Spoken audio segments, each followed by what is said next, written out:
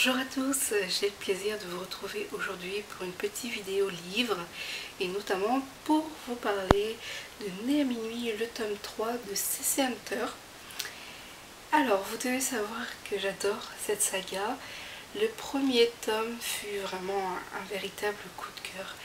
J'ai littéralement adoré l'univers de l'auteur, sa plume, tout m'a plu, je l'ai dévoré, j'ai été transportée. J'avais hâte de lire le tome 2. Une fois plongée dans le tome 2, tout ce que j'ai pu ressentir pour le tome 1, je l'ai ressenti pour le second volet. J'avais eu l'impression en fait de lire un autre premier tome, un tome de base. Alors même si j'avais des choses à reprocher au tome 2, j'ai quand même beaucoup aimé. Et au moment où j'ai préparé en fait la chronique du second tome et la vidéo également, j'étais persuadée que c'était une trilogie, donc je me languissais d'avoir le troisième tome pour pouvoir boucler la saga, avoir toutes mes réponses. Et puis peu de temps avant la sortie du tome 3, j'ai appris que c'était pas une trilogie mais que c'était une saga de 5 tomes. Sur le coup, j'ai été un peu déçue parce que je me suis dit adieu mes réponses. Et puis au bout du compte, une fois que je l'ai eu entre les mains, j'étais ravie de pouvoir replonger dans l'univers, de retrouver tout ce qui me plaît en fait dans cette saga et puis notamment la plume de l'auteur. Alors je suis franchement pas déçue de ce tome 3. C'est vrai que j'attendais beaucoup, surtout par rapport à ce que j'ai pu penser du tome 1 et du tome 2. Nous avons une intrigue principale qui concerne en fait l'héroïne, c'est sa quête d'identité, savoir ce qu'elle est, parce que elle pensait du moins qu'elle était humaine, tout le monde lui disait le contraire, et puis petit à petit elle s'est rendue compte que finalement elle était peut-être pas si humaine que ça, et depuis le premier tome on essaye de savoir ce qu'elle est. C'est l'intrigue principale de la saga et je dois dire qu'au bout du troisième tome, on n'avance pas beaucoup dans cette intrigue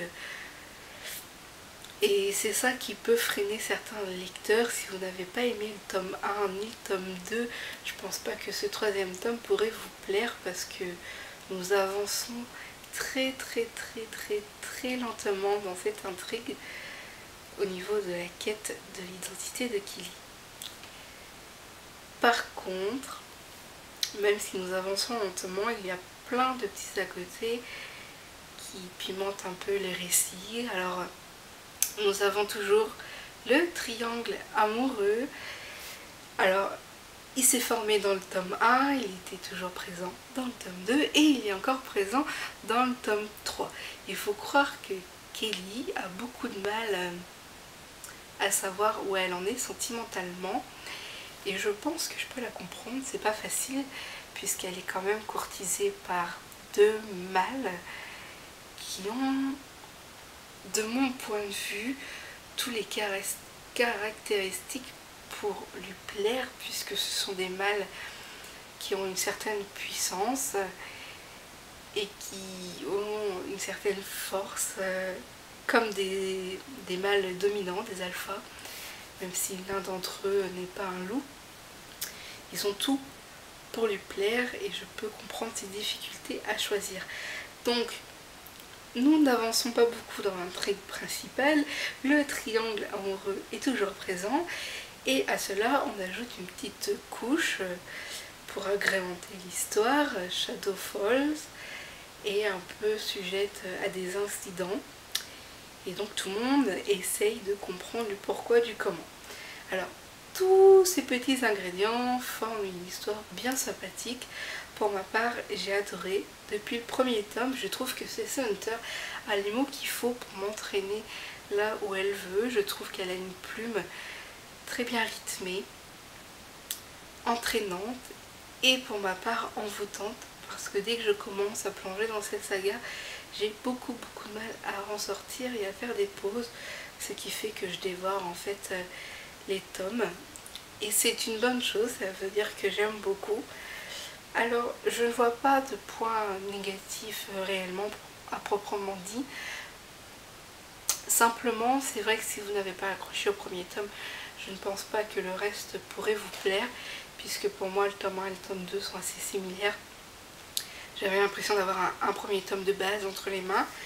Ce troisième tome est dans la continuité. On apprend davantage sur les personnages, qu'ils soient principaux ou secondaires.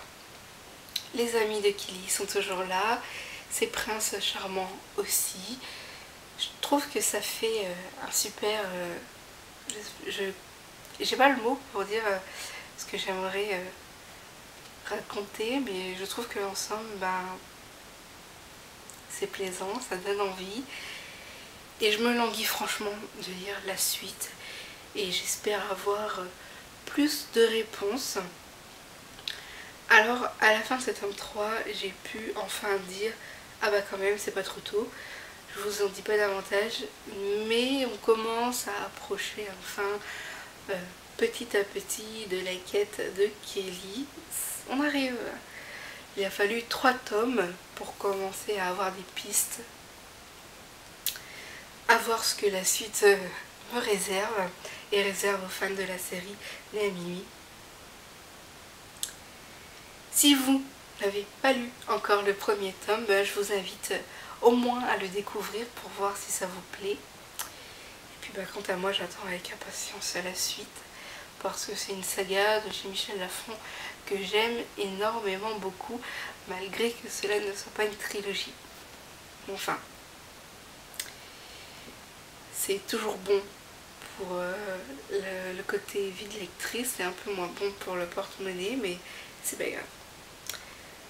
Donc voilà, donc je vous retrouve très bientôt pour de nouvelles vidéos, et puis si vous avez besoin de compléments d'information, je vous invite chaleureusement à consulter ma chronique écrite qui est actuellement en ligne. Je vous retrouve très vite, ciao ciao.